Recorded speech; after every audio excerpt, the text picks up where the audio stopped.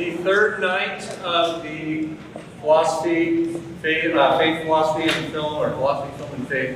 No, I'm getting them all. The order's all mixed up. You got it right in front of you.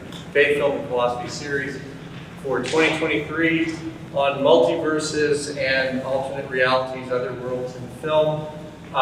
We've had a couple of interesting events already. We started with a talk on Monday night about multiverses and comparing It's a Wonderful Life to Everything Everywhere All at Once. Then we screened the film Run Lola Run last night with an amazing panel discussion. We have this event tonight with panelists that you'll be introduced to in just a moment. And then we have two more talks in the series. Tomorrow night, Robert K. Johnston from Fuller Seminary is going to talk about Everything Everywhere All at Once again, but he's going to talk about it in relation to Camus and Ecclesiastes, so that should be pretty amazing. And then the last night, that's at 7 o'clock, and that is, I have to look at my own sheet, that one's over in Wolf Auditorium of Jepson. And then we're back here on Friday night with Stephen D. Gradanis, who's the founder of Decent Films and a film critic who writes for a lot of online sources. He's going to be talking about anybody who's into superhero movies and comics and the multiverse.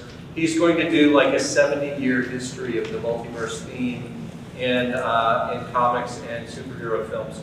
So the draft of his paper that I read was amazing, so you got to be here for that as well. These events are sponsored by the Gonzaga Faith Reason Institute. I'm David Calhoun, I'm the director of the Institute, and we're glad you're here. The Institute is supported by the Robert Spitzer Leadership Fund. Father Spitzer was the president of Gonzaga until 2009, and when he retired, the fund was started, and the Institute is very grateful recipient of support from that leadership fund. It makes events like tonight's panel talk possible. If you have any questions about the Institute and the other things we do, there's the web address for the for this series is on the bottom of the poster. You can take a look, navigate there, and then from there look at the other stuff that the Institute's involved in.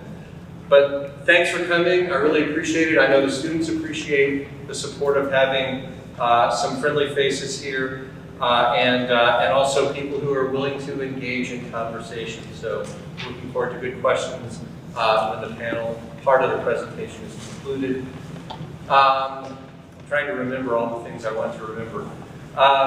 The one other thing I want to make sure to get across is in addition to, please do come to the final two meetings after tonight. But I want to introduce my colleague, Dr. Dan Bradley, who is like me in the philosophy department here at Gonzaga University. He has multitudes of specializations. He's a phenomenologist, he's a historian of philosophy. He teaches a film class, philosophy and film class, so he has a great deal of interest in the general subject matter of philosophy and film. And he's agreed to be the moderator for the panel tonight, so I'm going to turn it over to Dr. Bradley. Dr. Calhoun, thank you. Thanks everyone for coming. It's an amazing week, so thank you, Dr. Calhoun, for organizing such a rich week of discussion about philosophy and film and theology. Our first speaker is Nora Macrae-Smith. She is a master's student in our philosophy program here at Gonzaga and has an enormously wide range of interests. She majored in English literature as an undergrad with a minor in philosophy. She also spent at least a certain amount of her undergraduate years as a flight attendant traveling the world while we were stuck online for COVID. So this is the best story I've heard of how to spend at COVID.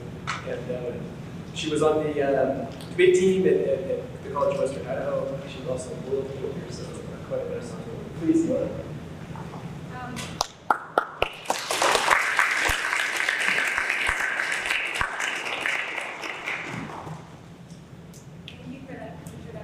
That's something to everybody. Oh, the mic's not turned on.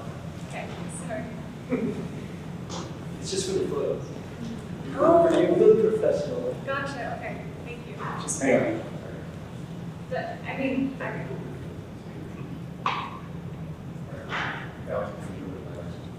Okay. Hello? Yes. Okay, cool. So my name is Nora. I'm a philosophy master's student here, and I'm really excited to be part of this conference and this panel today. I'm really so honored because everybody here seems so intelligent and ready to talk about the multiverse and the philosophy of it. And I think we're going to have a really nice panel for y'all tonight. And so with that, I will start my presentation. The possibility for sophisticated simulated realities has emerged boldly into the modern mind through rapid technological advancement and creative exploration through filmmakers. Some films posit that such technology would come from an exceptionally advanced alien species or galactic overlord. Other productions, however, bring simulated realities within the grasp of human science and construction. This poses a natural question for filmmakers. What would implementing simulation technology look like? Indeed, answers to this question in movies exhibit a gradation from gamification to subjugation and denote the horror and brilliance of worlds of our own making. However, as the dream of alternate selves in alternate worlds persists in the popular zeitgeist, an accompanying sentiment seems to arise, and that's a disdain for ourselves and the reality leading to a search for a cure in the simulation. This concept is at the essence of the limited TV series Maniac, and its portrayal of simulation provides a harrowing solution to despair.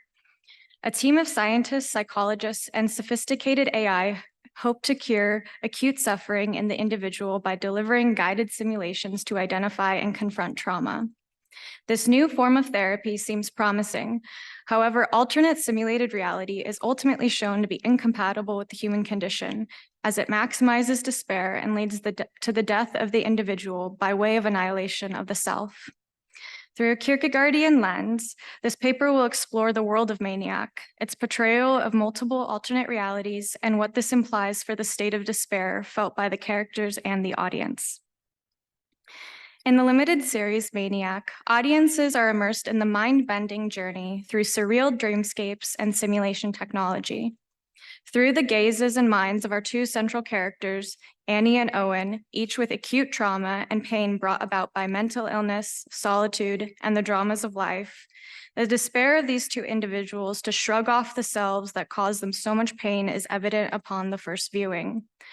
The sense of suffering can be coded by Kierkegaard as that cannot consume himself, cannot get rid of himself, cannot reduce himself to nothing. This is the formula for despair raised to a higher power, the rising fever and the sickness of the self.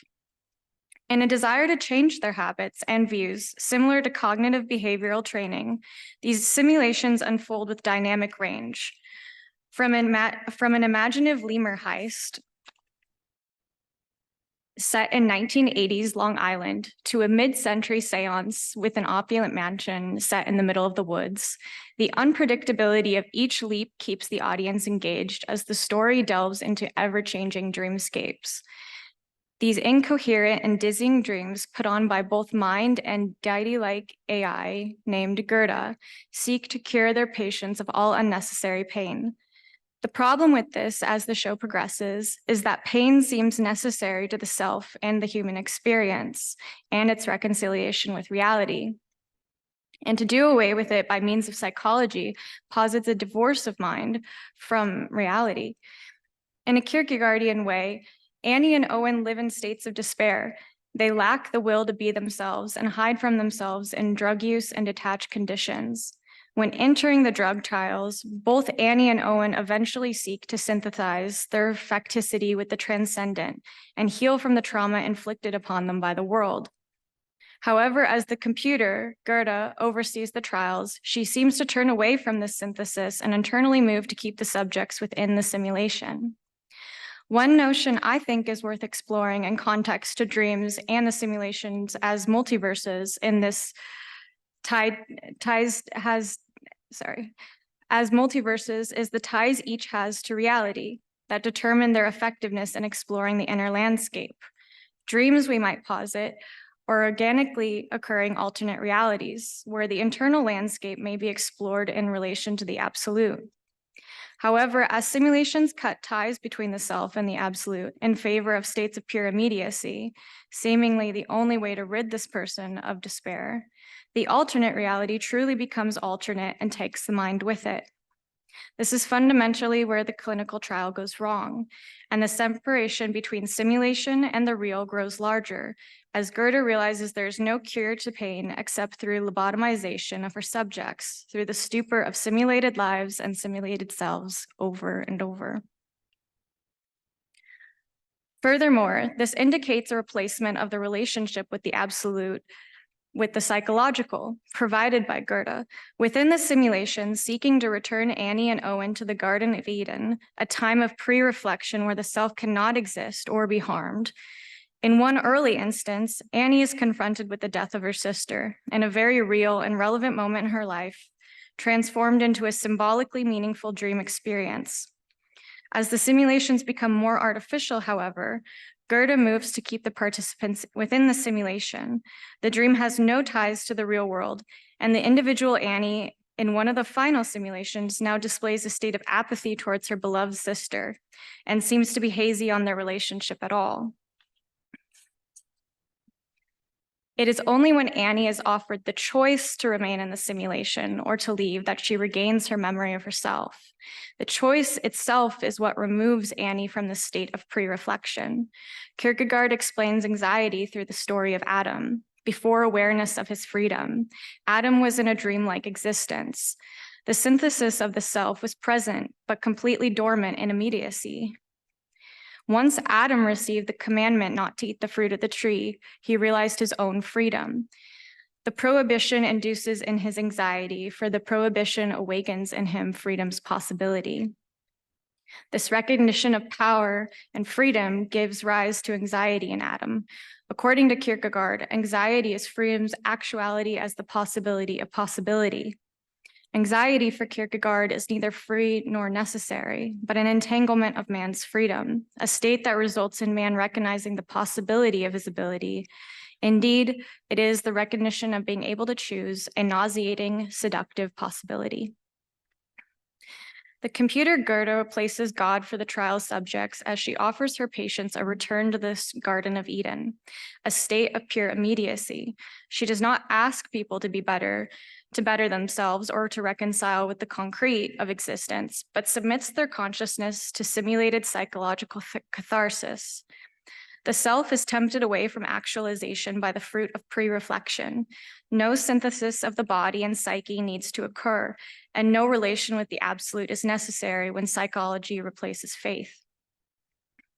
Annie decisively breaks out of this illusion once confronted with choice, and through the relationship they have cultivated, forcibly pulls her friend Owen out of the simulated reality with her. Assuming a role akin to that of liberator, she takes charge and dismantles the constructed facades, compelling Owen to embrace the heroic rescuer he aspires to be in the genuine world. Astonishingly, Owen's valor is defying his family, becomes a pivotal turning point, saving Annie from falling to a fate described in the show as a McMurphy, a term referencing individuals trapped within the dream world controlled by Goethe, reminiscent of the concept of One Flew Over the Cuckoo's Nest. Maniac, however, does not turn to a God in a Christian sense to solve this problem, but uses the relationships built between Annie and Owen as purchase in the absolute. It might seem simple, but life is better with friends, with a relationship to the truth that is reflected in relationships. Through their connection, they can escape the lobotomizing effect of Goethe and reflect upon themselves by their concern for the other. Goethe seeks to pull Annie and Owen apart because of the fact that they inform each other of their selves and the faith that they can be healed and reconciled with the real world. Ultimately, Maniac asks its audience to consider their preoccupation with simulation just as it asks its characters. In the world of Maniac and ours, so much is commodified, and the isolation of modern convenience leaves us in states of disrelation with the absolute and ourselves. Modern audiences are fascinated with the opportunities of simulated multiverse. It theoretically allows one to design meaning, and connect with something worthwhile, while not closing the door to simulation altogether. Maniac wants us to look at our real lives and deliberate if we're making the most out of them and taking our relationship with it seriously. In true reality, we do have a choice and influence. We have the ability to connect with something that asks us to take on the despair and the pain and rise above it in a way that elevates us as human beings, and not drowning in the pleasure of the poetic aesthetic that simulated realities will eventually provide. Thank you.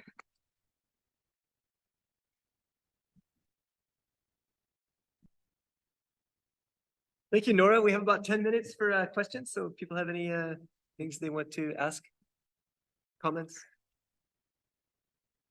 harsh critiques. You like that, Nora? Yeah.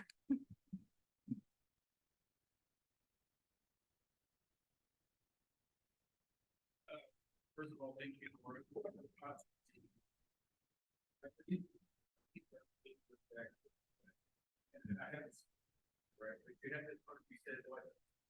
frees them from the simulation choice. Right? Mm-hmm.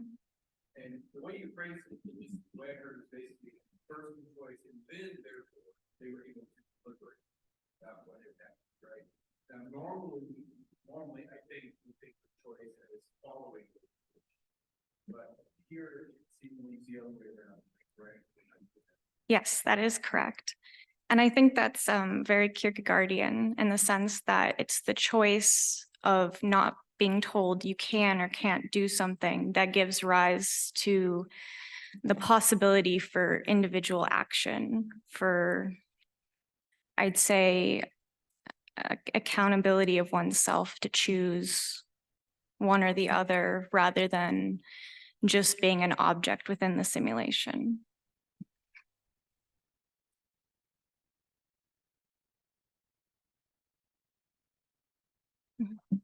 Where in characters that they are.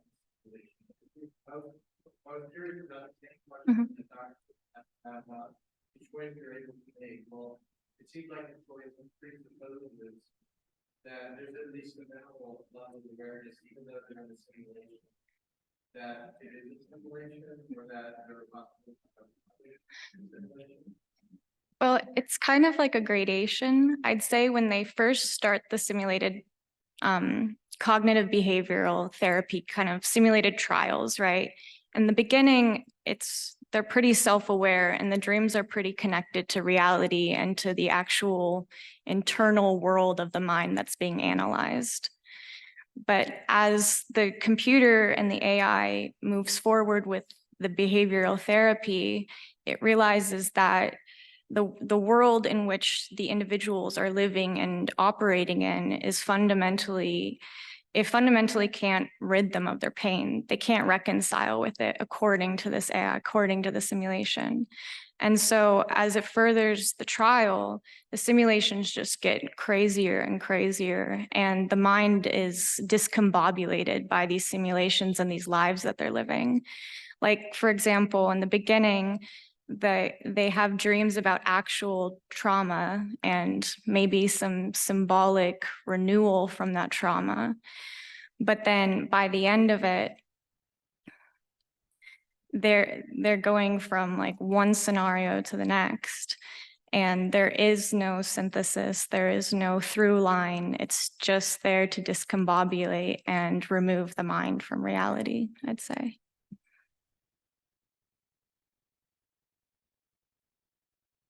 Hendrik. Okay.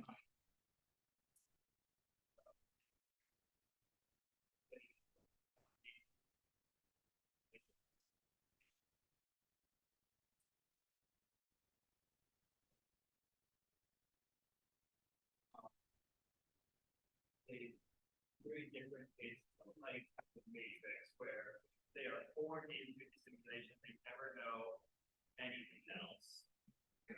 But it's still very much portrayed negative thing with the same Kierkegaardian analysis where we can see it. It's a really good question. I think perhaps the way that the simulations function are a little bit different. But I think from what I remember of The Matrix, because it's been a long time, I think I watched it in sociology class in high school, to be honest. But I would assume that when, I think, is it like, I forgot his name, but when he wakes up, I think there's some consistency between the self that he is in the Matrix and the self he is when he wakes up. So there seems to be a through line of the self, where the self is imposed into the simulation rather than being removed from reality in a way that the self cannot synthesize with itself when it's put back into reality.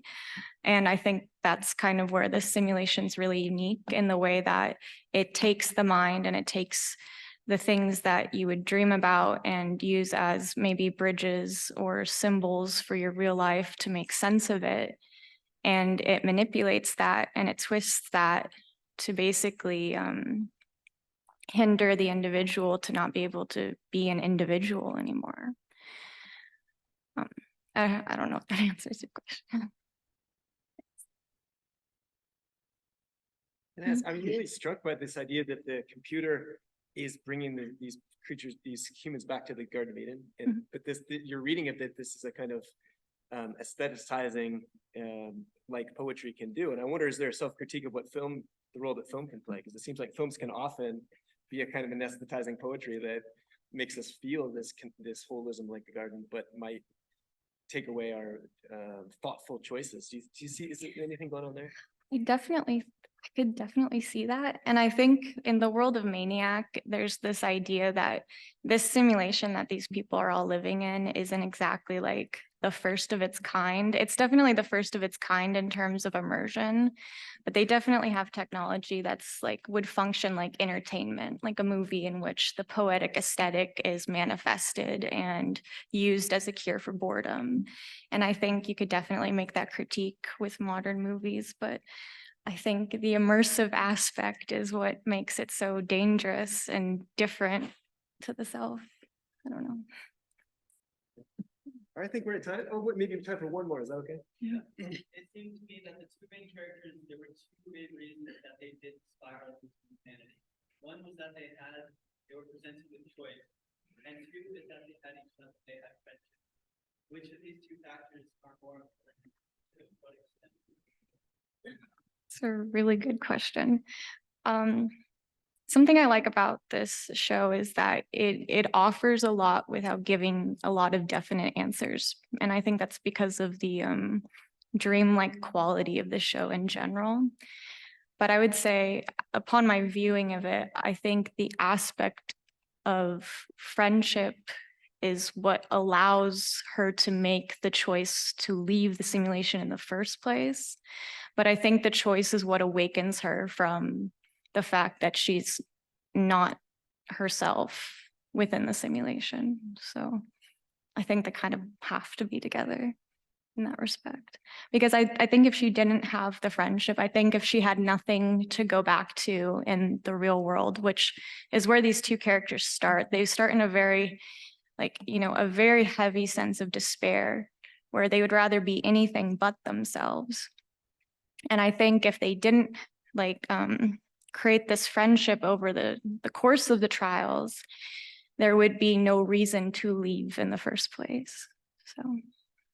Please, well, can we thank Nora? It's great.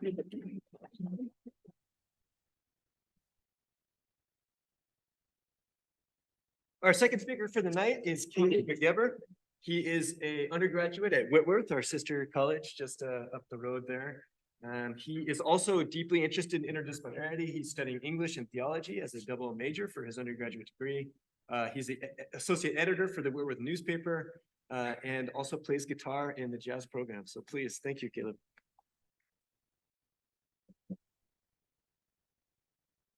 Hello. Oh, wow, that works really well. Well, thank you everyone for having me here. I'm really grateful for Gonzaga for putting this up and for my fellow panelists for putting up wonderful papers and for you all for being here. I'm from Whitworth, so this feels like a whole different world. It's a multiverse joke. All right, well, I'll get into it. Daniel Kwan co-editor and director of Oscar-winning film Everything Everywhere All at Once, suggested in an interview with USA Today that we are already living in the multiverse. This suggestion is reflected in the popularity of Hollywood's recent slew of multiverse movies.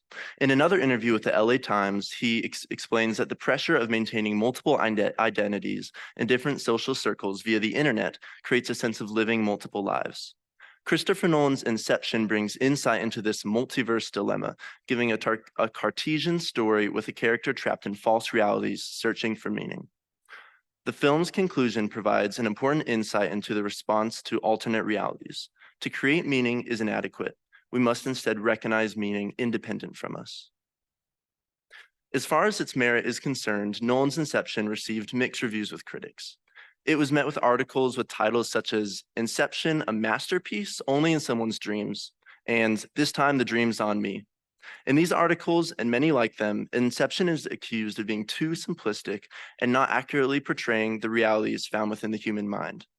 Movie critic A.O. Scott from the New York Times said, "It trades in crafty puzzles rather than profound mysteries and gestures in the direction of mighty philosophical questions that Mr. Nolan is finally too tactful, too timid, or perhaps too busy to engage."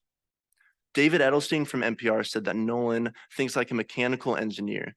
Instead of creating one dream that's really evocative, he opts for ordinary-looking dreams within dreams. In an article published in Film Quarterly, film critic Mark Fisher writes that the question posed at the end of the film is entirely too simple. Fisher then takes his criticism of the film to a more meta level, analyzing the way that the movie falls into action film cliches and making the claim that these cliches are an example of the shallow life that late industrial capitalism gives us today. Fisher claims that Inception waves a red flag at these shallow answers and urges the viewer to wake up from their own fabricated reality. This does fit right in with Fisher's anthology of anti-capitalist writings. The basis of these criticisms lies in Nolan's failure to acknowledge the complications of the human psyche. The correlations between the dreamer's psyche and its manifestation in the dream world is too straightforward, they claim. Mr. Nolan's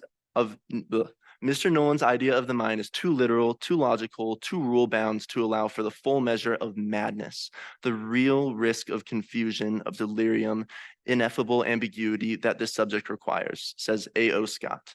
Even the fact that the layers of the dream fall in the same pattern of time seems entirely too mechanical. These criticisms, while correct in their attacks of Nolan's all-too-simple portrayal of the human mind, they miss the strength of the film. This is not a movie about dreams of the mind, but of dreams of multiple realities. This brings the film's relevance out of the age of Freud's outdated dream analysis and into our age of the multiverse. As we live with hands in different virtual worlds, looking for and losing our sense of truth, Inception shows a character in a similar predicament. Dom Cobb is the main character of Nolan's film. He is a freelance extractor. As an extractor, he finds and sells information he gains by invading people's dreams and exploiting their subconscious. His opening speech of the film establishes one of the main themes of the film. Our ideas can control us. Cobb says, "An idea, resilient, highly contagious. Once an idea has taken hold of the brain, it's almost impossible to eradicate. A person can cover it up, ignore it, but it stays there." The concept of the invasive idea addresses human search for real in the unreal right off the bat. Later in the scene, the audience is shown the next theme of the film. Your reality is only a dream. Critics often try to read Nolan's hero via a Freudian dream analysis, when really they should be putting him into a Cartesian context. The question of René Descartes' famous thought experiment described in Discourse on Method and Meditations on First Philosophy is the same as Inception. What if your reality is a dream? All the experiences and thoughts you feel when you are awake are still possible to feel in a dream.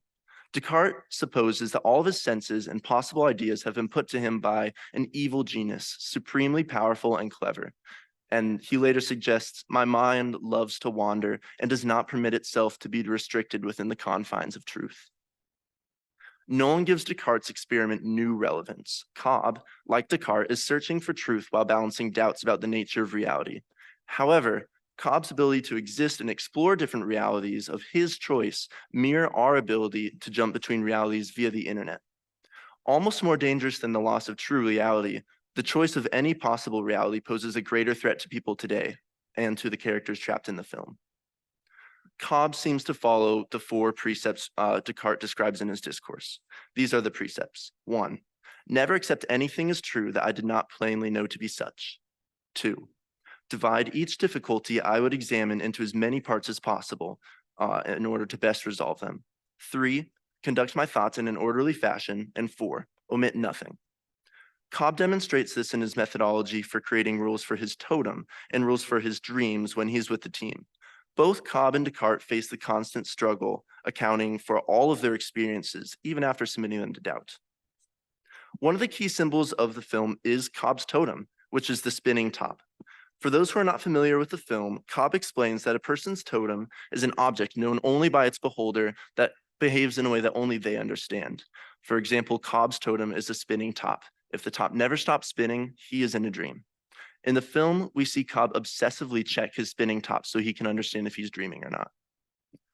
The spinning top is often interpreted as a stand-in for empirical reasoning.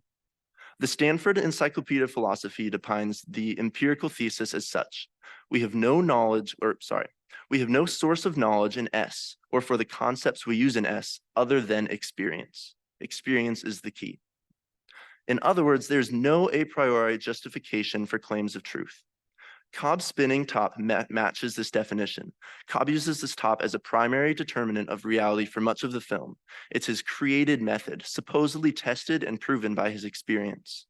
Although he trusts his intuition as a secondary determinant, he expresses fear in many scenes that his intuition or his a priori senses can betray him.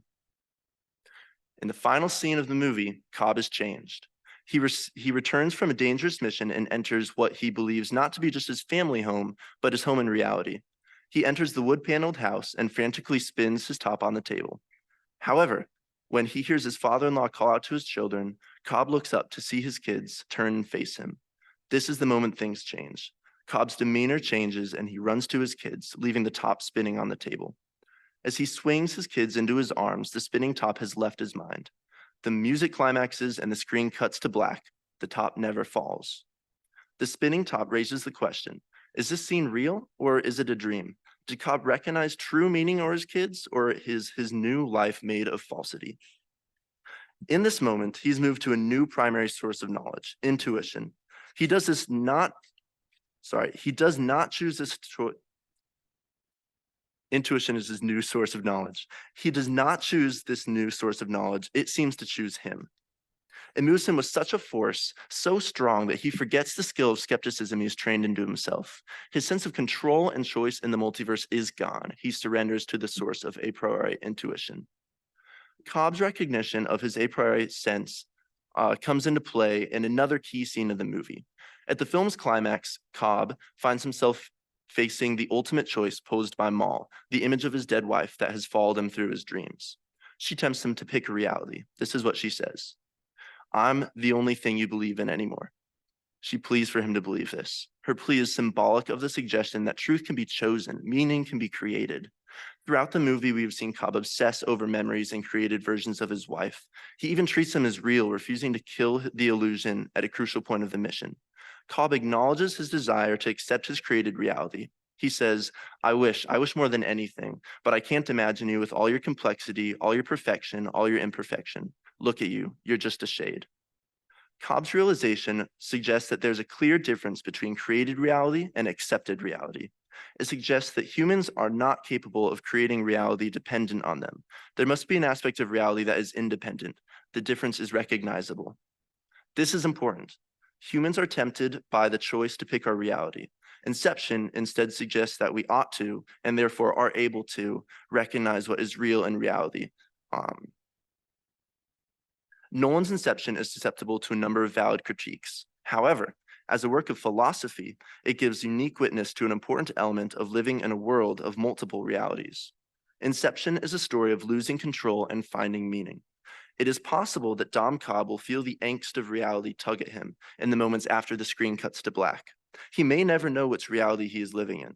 Instead, he reacts with faith to something powerful, something so embedded with meaning that reliance on reason was left behind. To end with Cobb's speech of faith, you are waiting for a train, you know where you hope it will take you, but you don't know for sure, yet it doesn't matter. this is how we all end up living in the face of the multiverse. Thank you, Kevin.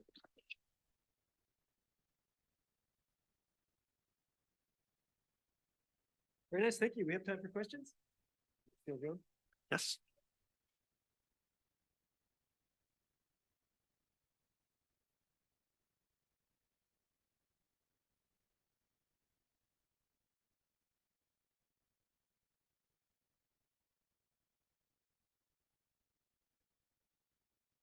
That's a good question. Thanks.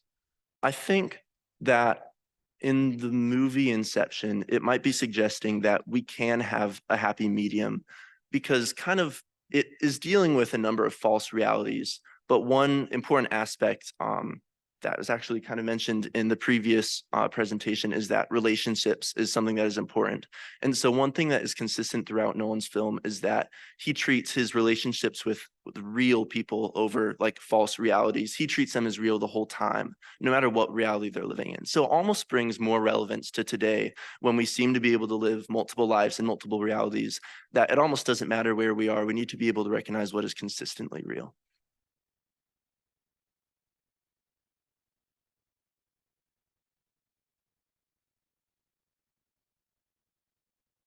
So, you mentioned during your speech on this that there's an instance of the characters in the film choosing their reality. That's what the film is pushing towards. Do you think the ambiguous ending is the filmmaker pushing the audience to choose their reality? That's also a good question.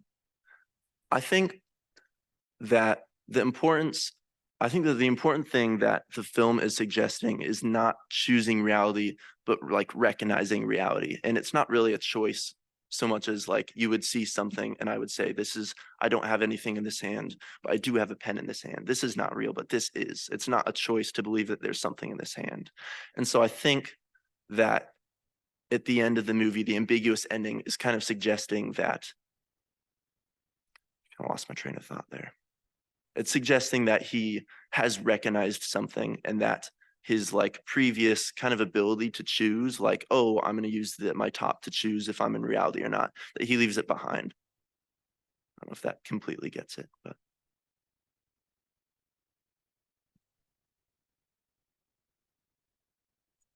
Sure. Yeah. I was intrigued by your dissing of Freud at the beginning there. So maybe we can come back to this. For Freud, there seems to be that the project is to create a coherence in the self, amongst all the competing, underlying desires that we have. You seem to be suggesting that maybe more relevant for the contemporary age is still looking for coherence, but coherence in a world. Does that seem plausible to you? We're saying the job here is not to find a self, but to deal with fantasy and dream and the internet. And do you think it's part of the human project here in encountering the real, creating coherence amongst these diverse worlds?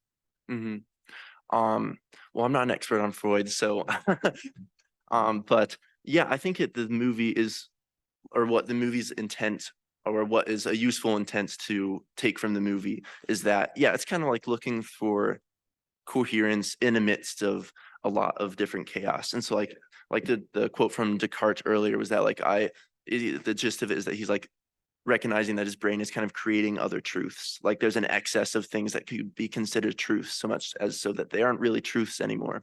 And so I think Inception is dealing with that and looking for coherence in the midst of things that are incoherent.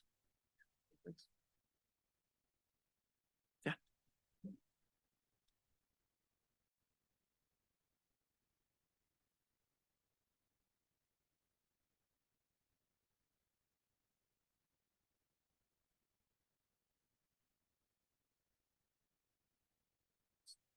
So wait, sorry, that's a good question. I want to make sure I understand it. So the increase in truths, are you asking if that helps us know ourselves better, or?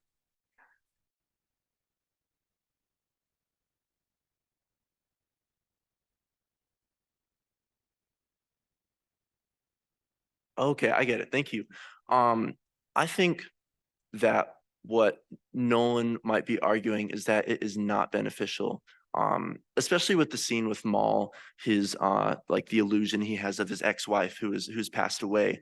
He's kind of projecting her because he hasn't quite let go of her yet. And it's an example of like trying to create a reality that isn't there. And what's ultimately shown through the film is that that is not a helpful thing for Cobb. It puts himself in danger and it puts his friends in danger, and he's not able to like truly live his life. So I think that the film would be suggesting that we do create an excess of things and we try to recognize other things as truths, but that's not actually helpful or a good way for us to like carry out our lives.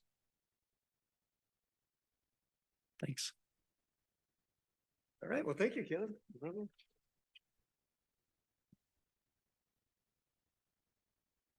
Our third speaker for the night is Louis Charboneau. He's a senior philosophy major here at Gonzaga. He also serves as a coordinator for our mock trial team, and as a participant was a multiple award winner in mock trial. He is a graduate from Spokane Community College with honors, and served as a sailor in the Navy for 12 years. So welcome and thank you, Louis. Thank you.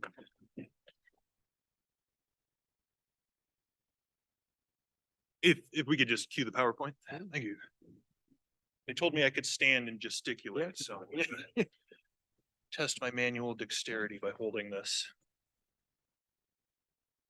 You know what? The whole thing's coming with me.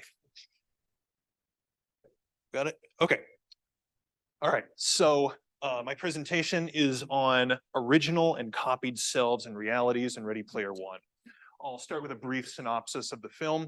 There is a multi-billionaire, the world's most successful game designer, and he creates this game that everyone in the world plays, and then he dies. And he promises that he'll leave control of the game and all of his multi-billion fortune to the player that is most able to like delve into the game to understand his character the best. So this is a Steven Spielberg movie, and it came out the same year as a sequel of one of Spielberg's movies, Jurassic Park, Fallen Kingdom, which I'm sure gave him no end of dyspepsia when it beat him at the box office. So, we can advance. Come on. There we go. Okay. Artists always copy from each other. The Metropolitan Museum of Art has had a copyist program since 1872. They let artists into the museum to get close to the work so that they can copy them with greater verisimilitude, so that they can see the finer details of the paintings. So in the fine art world, copying has this, reputation of something that someone that is extremely skilled does. It's generally regarded quite well. But copying in film has more of a mixed reputation. So for the purposes of this, I've divided it into two categories: homage and parody. So the other thing that I'm bringing up here is Don Quixote, or at least in the form of Borges' commentary on Quixote, which is called Pierre Menard, author of the Quixote. So if you're saying, wait, the author of the Quixote is Cervantes, you're correct. Borges does this thing where he imagines a fake Frenchman, Pierre Menard, and says he wants to recreate the Quixote. So in order to do so, he's not going to write a modern version of Don Quixote. He's not going to translate Quixote. He's not even going to copy Quixote. He's going to get inside the mind of Cervantes until he can recreate Don Quixote word for word, line for line. He's going to create like a perfect copy of this. And if you think that's an illegitimate way to create a book, I would direct you to one of my two books where I've written extensively about this. So the other way that I'm analyzing the work of copying here is through Baudrillard's theory of the 4 levels of simulation. So the first level is a sign or a representation. So this is a reflection of reality. So photographs are a good example of this. So these guys are extremely excited about Beyond Chicken at KFC. This is just a photograph. It basically accurately represents a thing that really actually happened in life. Our next stage is a sign that masks a basic reality. So what's happened here is this has become a meme. They've stripped out a lot of the details. It's been rendered down to a line drawing. The background's been edited out so that you can put whatever you want behind it. And you can say, isn't this person silly for being excited about this thing? And you can make it about anything. So in the third stage, the sign marks an absence of basic reality.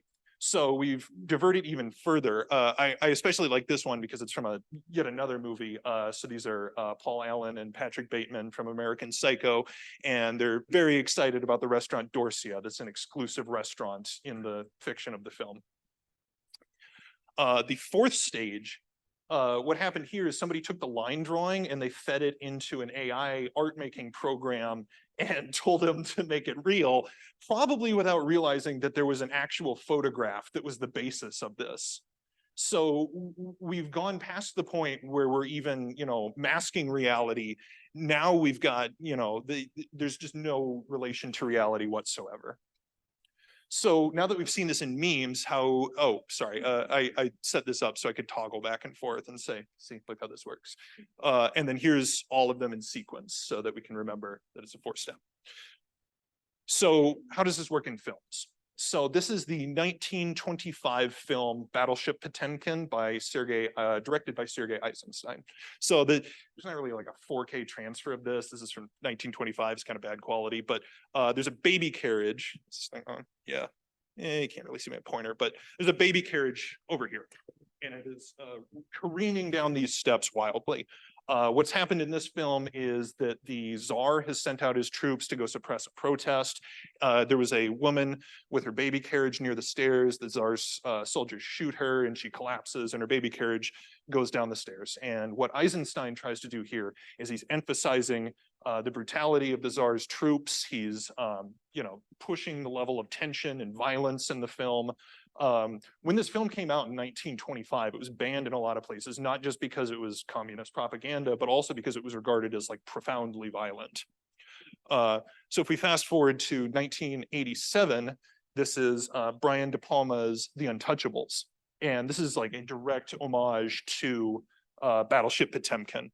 So here we've got Elliot Ness, and he's in a gunfight with the Chicago outfit of the mob, and a similar thing has happened. A baby carriage has gone down the steps, and De Palma and Eisenstein are doing the same thing. They're pushing the violence, they're pushing the tension by having this, innocent baby at risk.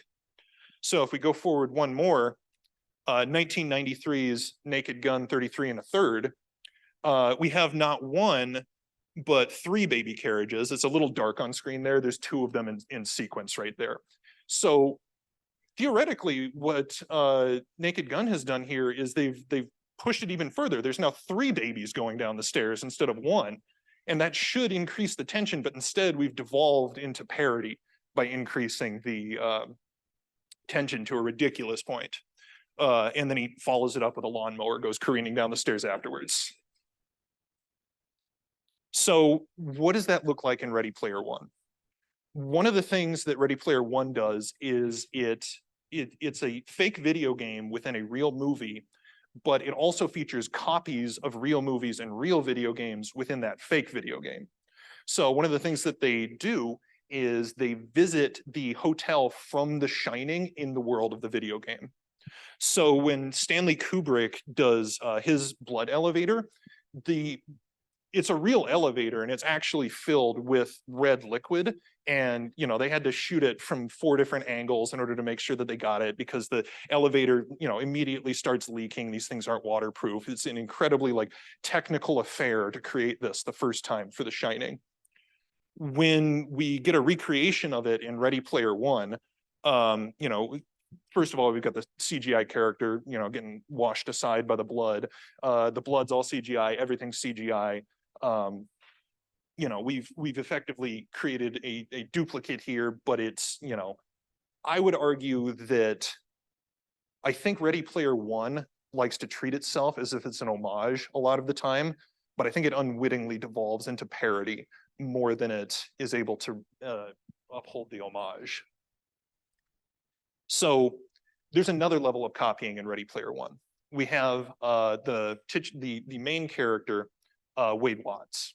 So in the first level, it's just Wade Watts in his world.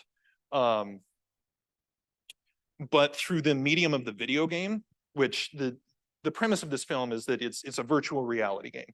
So he puts on a headset, he sees what his avatar sees, he feels what his avatar feels. And when he's in the game, he exists as his avatar, Percival. And so we've now abstracted Wade Watts out into Percival. That Percival isn't precisely Wade Watts isn't precisely Percival. We've got a simulation going on in both the video game sense and the Baudrillardian sense. So what Wade Watts does in the video game is he's effectively assigned quests by this guy, James Halliday, who's the creator of the game, who's hidden his fortune and the control of the game within the world of the game. And the way that you get at that fortune is that you learn the life of Halliday in as much detail as possible. He's created not just digital copies of other games and movies, he's created digital copies of his own memories. So in order to find the clues, in order to discover the secret, you have to like watch his memories. And there's scenes in the movie where Wade is watching Halliday's memories and he's reciting the exact words that Halliday says in his memories, but you know, it's him watching it through the artifice of the game.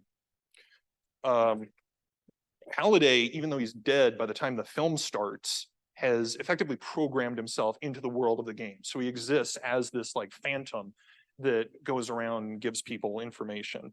I think it's really interesting that he's effectively depicted as a hologram.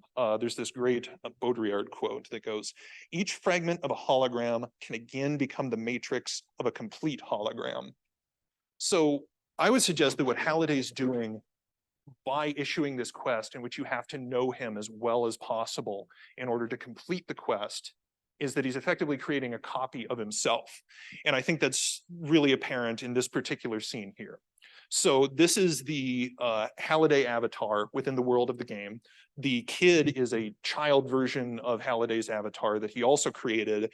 And then the figure that's facing away from us in the foreground is Wade Watts's avatar, Percival. So I think what the visual language of the film here is trying to do is it's saying, you know, these are the stages of Halliday's life, that he grows old and dies and then recreates himself in the game, but then also recreates himself in the real world by making Wade Watts learn his life and effectively become him. That one of the major themes of the film is Halliday dies with all these regrets, and then Wade Watts, you know, immediately sets out about solving all of his regrets, you know, living his life vicariously, and that he effectively becomes a clone, a hologram, an avatar of Halliday. And there you have it.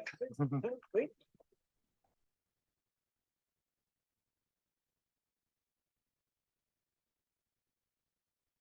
Questions, please?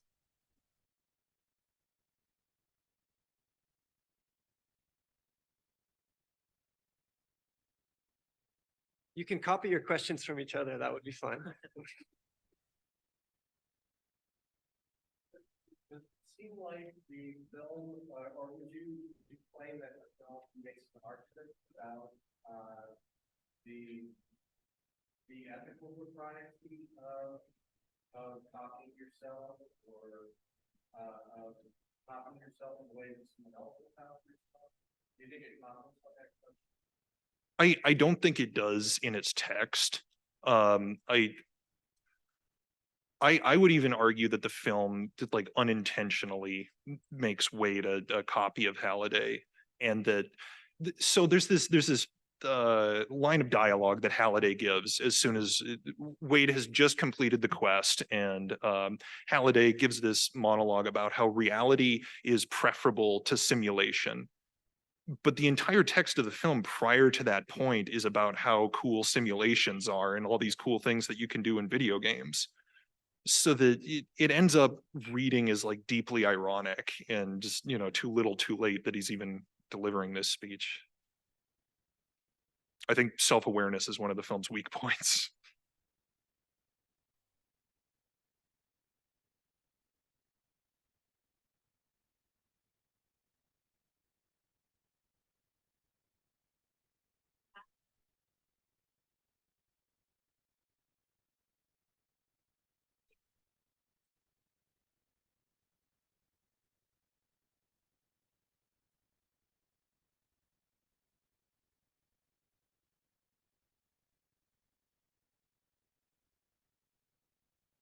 From what I can tell about Baudrillard, he definitely thinks it's a bad thing. He wrote a book about how reality had the title was something like "Somebody Murdered Reality."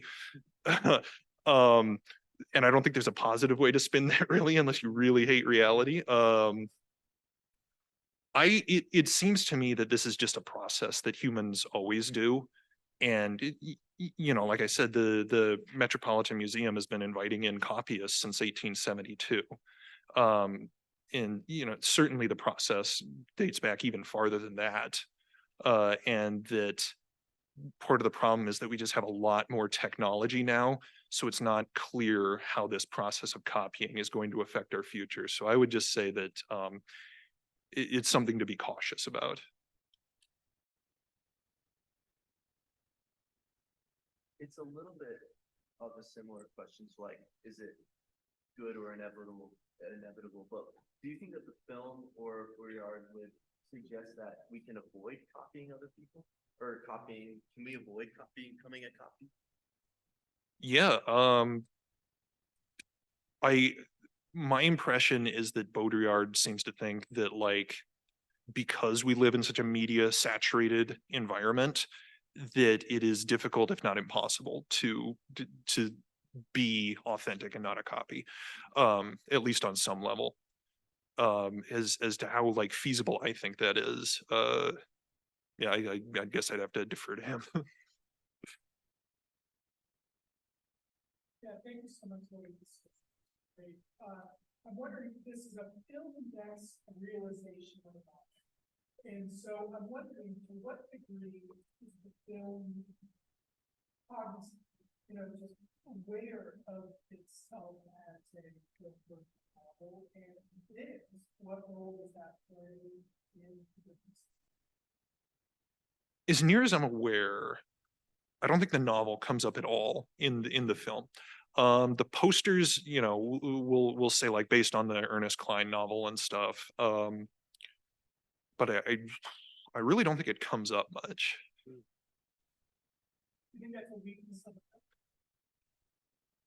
I think there was an opportunity because, you know, how the way that like the layers of reality in the film work, and that it could work through the book to do that. There's this scene in the film where the villain is trying to trick Wade Watts into thinking that he knows a lot about video games and movies, and he has a earpiece in his ear, and there's a room full of people that are reading him off pop culture facts.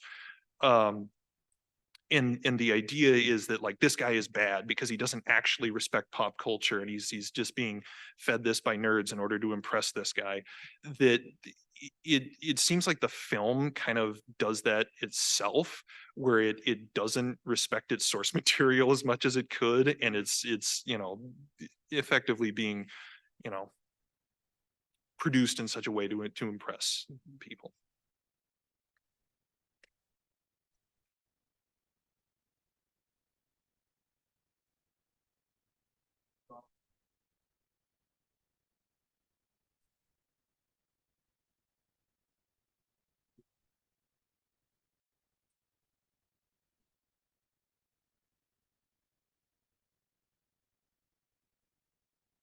I'm not sure if the movie makes a statement on the morality of Halliday copying himself, but like the ending of the film is definitely triumphant, because it's like, oh look, this guy has all this money now and he has control of this game. Isn't that cool? So, you know, I think maybe if the movie's making any statement, it's like you can increase your temporal power by becoming a copy of a guy who's more powerful than you. By the challenge of Wade and to know Halliday, and I'm curious, do you see a distinction in the mode of knowing about him or knowing in a personal way, especially in light of the simulation possible?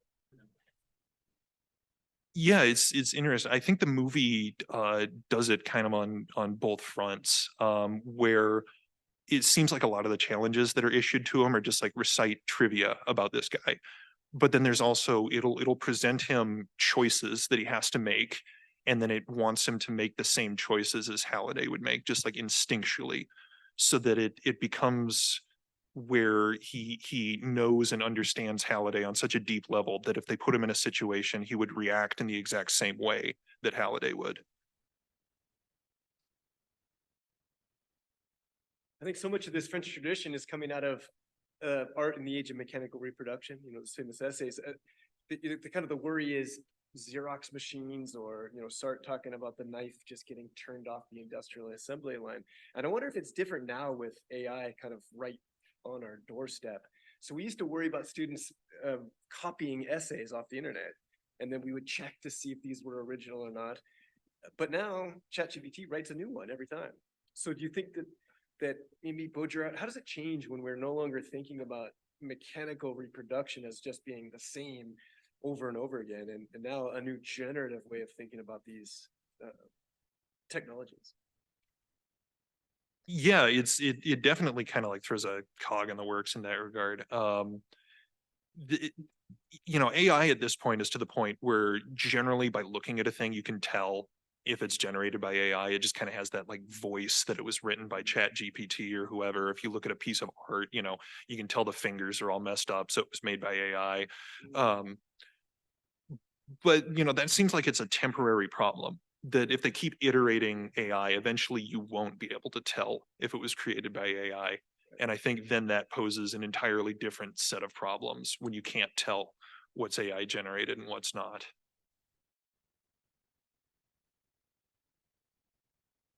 All right, well, thank you, Louis. Oh, wait, maybe we have time for one more. No, please. I'll hear it.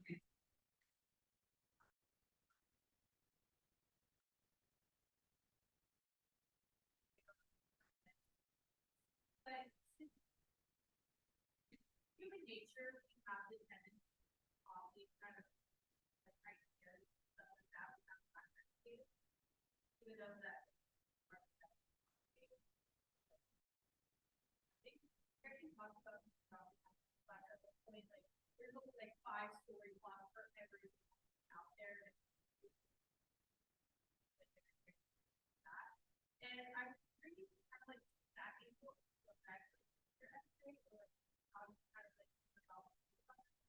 because now that AI is making AI starting to get here's these similar within the picture and how it's like what are your thoughts on that? I mean, I did it like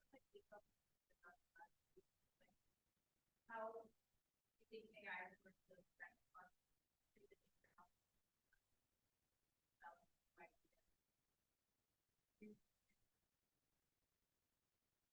I mean, like, you know, like you said, there only being like 5 basic story structures. And then, you know, we're talking about multiverses here where it's like, you know, it seems like every other movie that comes out is a Marvel movie. So, yeah, I think we're definitely encountering like an era in which the degree to which we're repeating and copying things is becoming more noticeable and is becoming more of a problem for humans. Right on, thank you, Louis. Bravo.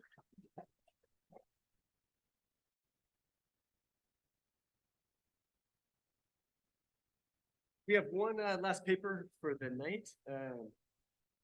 Connor Mahoney is a graduate of Briarcliff University. He's now a graduate student here at Gonzaga University. He majored in English and history with a minor in theology. So another student very interested in interdisciplinary kind of work. I think this is something we value in the philosophy department at Gonzaga. So it's nice to see people coming with these different backgrounds. So please, Connor, welcome. Thank you. Okay. Hey, everybody. First, I'd like to thank all of you coming out. I would like to thank my fellow panelists. I got to move this thing around with me. Before, a quick word about, you know, my paper. It was much longer than it should have been. So I did a lot of revision. However, there is one passage that's kind of key that I will read from the rough draft. We'll understand why it's a rough draft, but it's just essential. So I just want to let you guys know about that. There we go. All right, let's start. The 2001 sci-fi movie, The One, starring Jet Li in 3 roles, was panned when first released.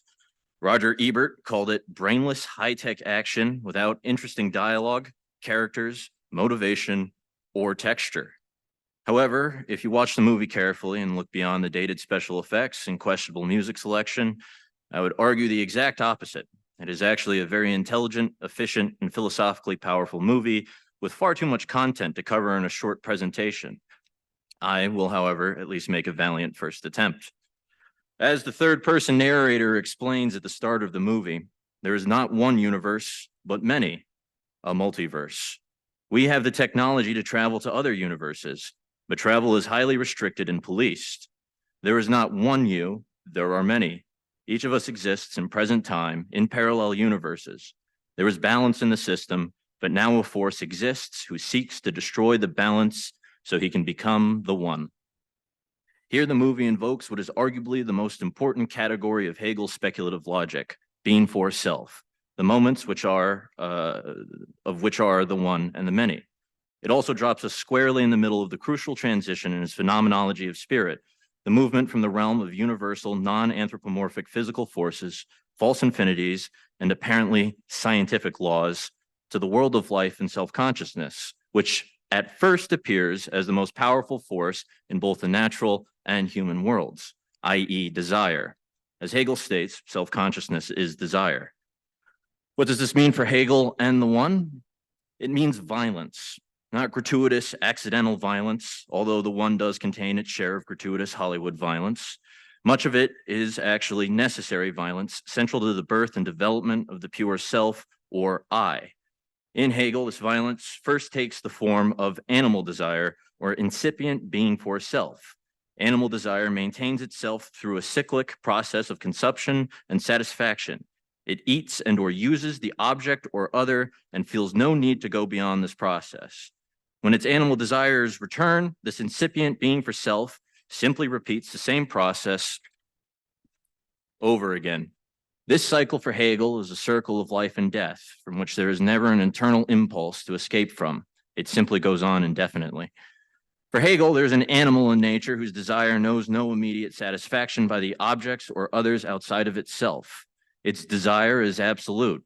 Absolute desire's only fleeting satisfaction comes from the constant consumption and destruction of everything outside of itself, everything that contradicts its feeling of being absolute, independent, and free. In short, its feeling of self-certainty. This is the inhuman self, pure being for self, or the pure I.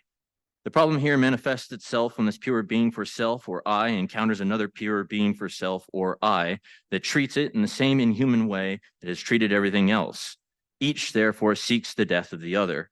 Both stake their lives in a fight for life and death in order to prove the absoluteness and freedom of their inhuman selves, that each is the one. As Hegel says, they must engage in the struggle, for they must raise their certainty of being for themselves to truth. It is only through staking one's life that freedom is won. The problem, however, is that one I proves itself through killing and the other I through dying. Thus, the satisfaction each may get in proving the truth of its certainty in itself disappears in death, and the whole struggle must begin again. The one begins with this fight for life and death, and it occupies most of the movie. Self-consciousness, or pure being for self, first appears in the characters of Lawless and Gabe U. Law. These are all the characters played by Jet Li. Lawless is a notorious career criminal, if you didn't know by his name, and murderer on death row. U. Law is a former multiverse authority agent, a law enforcement agency responsible for policing the multiverse, who expertly kills Lawless while he is in the custody of a heavily armed local police force. He kills Lawless not for the cause of justice, but for his own instrumental personal reason, to steal or consume his life force in order to increase or strengthen his own, in pursuit of becoming the one. Lawless is not U-Law's first or final victim. In fact, he has already killed 123 versions of himself. Only one of the law variants is left, Gabe Law, and he stands in the way of U-Law becoming the one. So just from here, it's apparently there's 125 universes in this movie. After the murder of Lawless, U-Law is temporarily captured by MVA agents. While in their custody, his personality, actions, and statements demonstrate why he is the perfect representative of inhuman being for self, or self-consciousness as absolute desire. Before being unsuccessfully transported to the Stygian penal colony in the Hades universe, Eulaw is told he is charged with 123 counts of illegal quantum tunneling and 123 counts of murder. When asked if he has any final words, he calmly states, "The multiverse is irrational and sloppy. I just try to make it rational. I just try to make it neat. You call it murder, but how can I murder myself 123 times? I just took those wasted energies and put them into one container, me. It made me faster, smarter, stronger. What if that is our fate, to unite with our other selves, to be unified forever, to be one? I will be the one." From the rough draft. One could argue that the despairing road to reason taken by consciousness in the phenomenology is not dissimilar to his ambition, that this unification is achieved by means of murder, abstract negation, is what makes Eulaw the embodiment of pure being for self, or desire at the stage of the truth of self-certainty. Self-consciousness, acknowledges the object as the immediate negative, meaning that it defines itself by exclusion of otherness. Desire, which is self-consciousness, is the movement from the other back into itself, where it realizes itself as absolute negativity. The positive result of the negating action is that being for self comes to know itself as what excludes otherness. As pure being for self or pure I, self-consciousness realizes itself as a universal, since it mediates the immediately given, which is the absolute negation of otherness. In a sense, Eulaw dismisses the law of variance as unworthy vessels, and so does not recognize their particularity, but at the same time recognizes the particular in the sense that it is what needs to be destroyed in order for him to accomplish this goal. His goal is the elimination of all otherness, to be the one.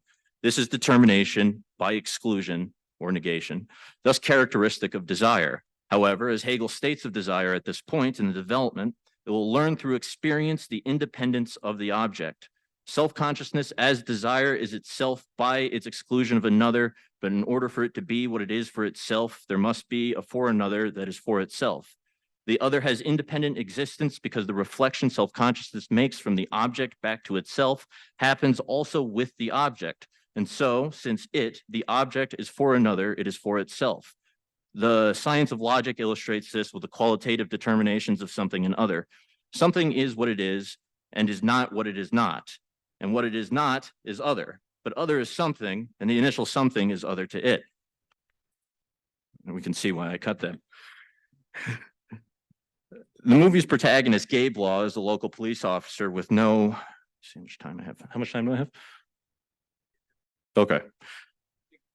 All right. The movie's protagonist, Gabe Law, is a local police officer with no knowledge of the multiverse or his other selves. He is the last of the law of variance Eulaw needs to kill in order to become the one.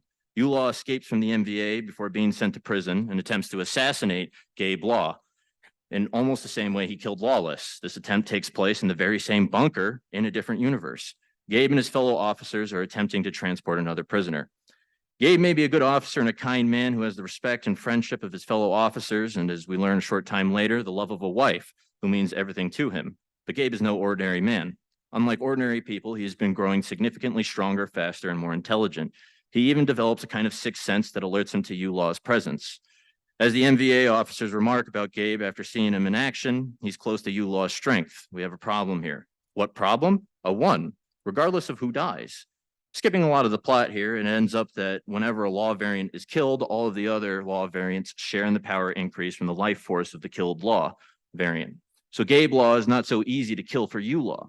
There's a moment in the initial fight where Gabe Law sees Eulaw and is literally shocked to see himself. This scene of the self in the other, but in the case by the other, would be the disquieting effect of desire, for it is through the difference that the recognition of sameness occurs. From the not I, the I is reflected back into itself. But differently, the I realizes itself in the alien I.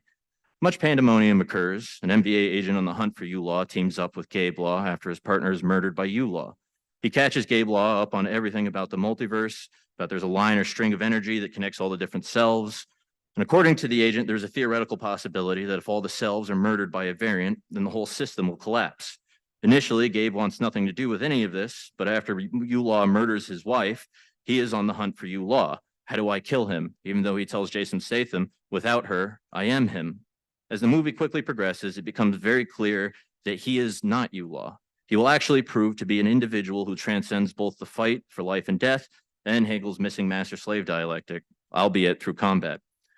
Brief summary of the conclusion of the plot will suffice here for the sake of the paper. Gabe Law decides upon revenge. The multiverse agent that he has teamed up with, however, tells him that if he kills Law, then he'll have to shoot Gabe Law as well. They cannot risk Gabe becoming the one. Gabe Law stoically accepts this fate and seeks the fight to the death with Law anyway.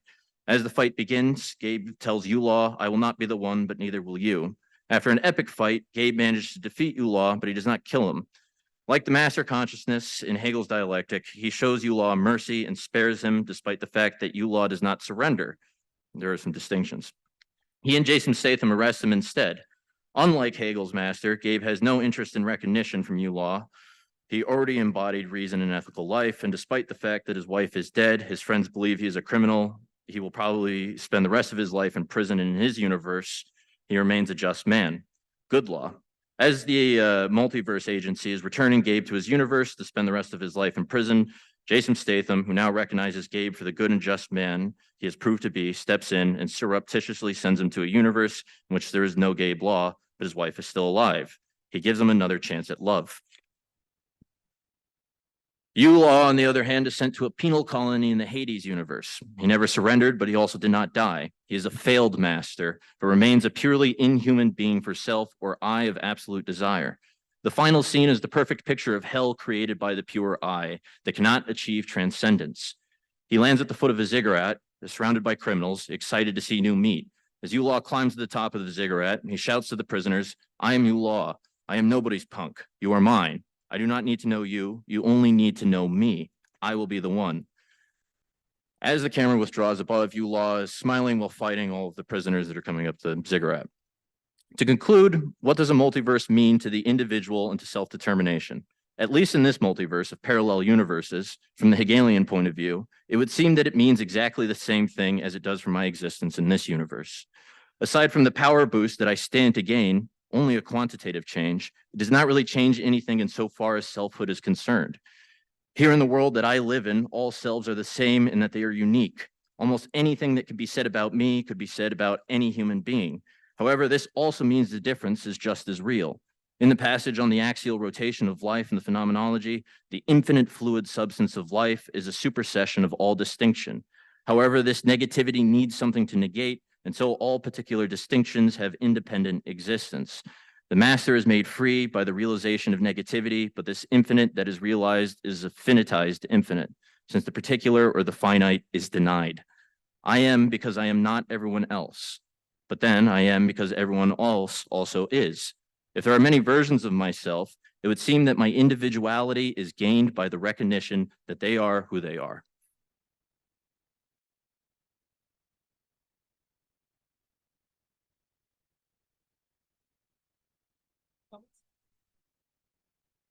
Yes, please.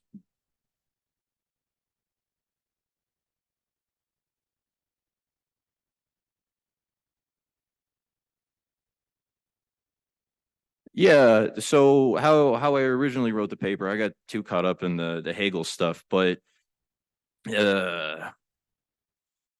temptation, I don't know. Yeah, he is the negativity because pure being for self realizes itself as negativity. In the previous stages of the phenomenology, how it develops is, I'm the unessential, and then the object is true, but then the object is unessential, and then now I'm the true. And then he kind of realizes his nature as universal, and what universals do is that they negate. A good example of this is like now, right? You can, now is always passing, and so now is always has been, and now is always indifferently, this moment. I don't know if I answered your question. Yeah, okay, cool, sick, awesome. Any more?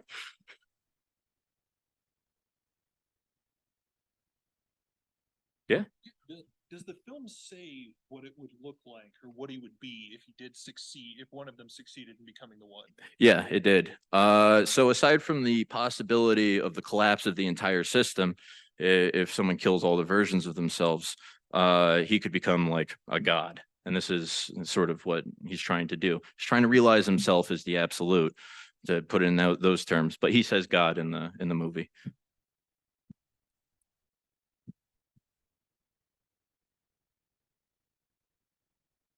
So it's an accident.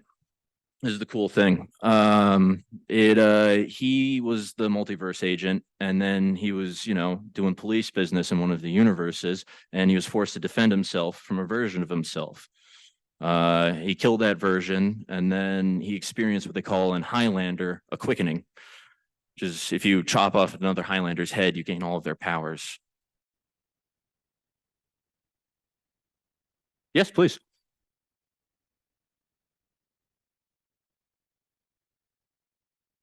Yeah, and so I don't know, this is why there's no like real progress with him, because even though he's getting more and more powerful, and as I said, it's only a quantitative change. It's not a qualitative change. There's no, I don't know, there's no reconciling the process. When I was writing this, I was reading Kojève, and Kojève has kind of an irony of the master, right? In the sense that the master is trying to be recognized as an I through this fight. However, he can't be recognized as the I that he wants to be recognized as, because he can only kill other I's or subject them to slavery, which means that they are not an equal and so cannot recognize him as what he is, the absolute I. How we fix this is we reconcile ourselves with the particular as, absolute I's. And this is all, this is all done by the slave in the book. And it's kind of off topic for this, but did I answer your question? Okay. Please. If similar to the question of like temptation, does the movie suggest that Gabe Law at the end of the movie is able to just forget about the temptation to kill the other and become the one? Or does he kind of in a way like become a mini one because is able to forget those things and feels like the whole stuff? So this is really cool. So he doesn't, so he's set out after Yulaw kills his wife in that universe. He's like, I don't care anymore if I die. I just want to kill evil Law. So then, there's going to be no one. But there's no temptation for the power increase. He didn't want any like part of this. All he wanted was to, go back to his life. And this is what I consider to be kind of that reconciliation with the particular. This is one of the things that I like about all of our conclusions too in these papers, is that it is all kind of a reconciliation with the particular, instead of like, like making more realities, or instead of like going deeper into the simulation. It's these sort of everyday, normal, very defining relationships that we engage in that sort of bring us to a higher kind of definition. And the phenomenology itself, it's, the master is necessary in the development of self-consciousness, right? But also the slave is the one that gets us to the next stage of consciousness, to the next, level of knowing or whatever. Yes, please.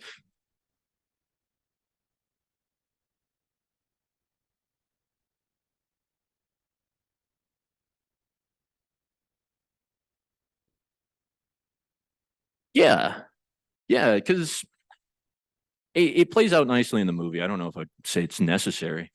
But you know what? He is in a state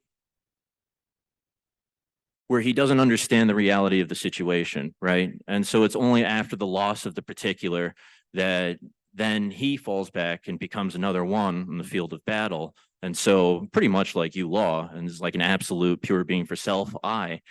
And then so yeah, with the loss of that, I would think that you learn the importance of it. And so that reconciliatory action of, it's a lot of words.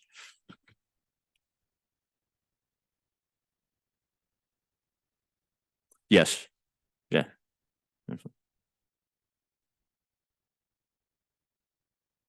Please. Probably would have taken Ebert's recommendation on this movie and never seen it, but now you've convinced me that I want to. So I was trying to find some kind of a question to ask. It's not really formed, but there's an interesting parallel with Nora's paper. I should have maybe put these together. I think the computer was trying to achieve a kind of Eden, which is isolation, and the isolation that you're talking about is ultimate hell.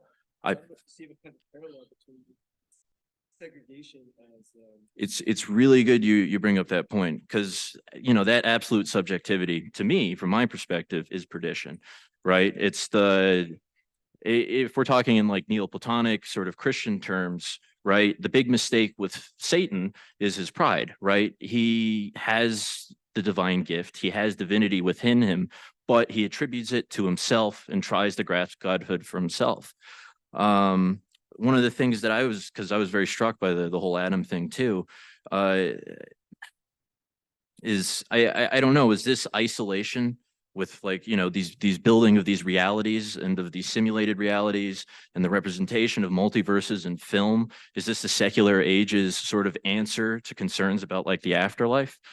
That's a little off of what you were talking about, but no, I had to. it's about seeking a free Yeah.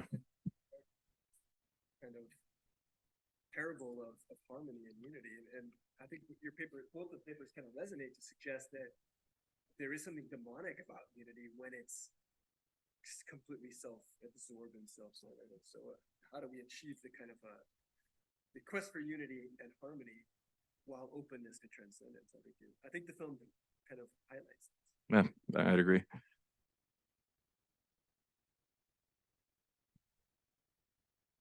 Please.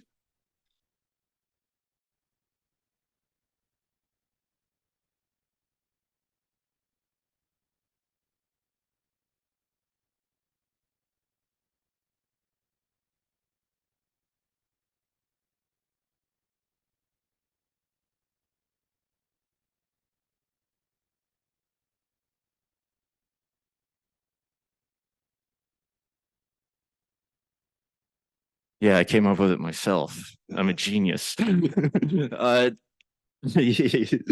No. So yeah, I was using a very Hegelian framework, I think.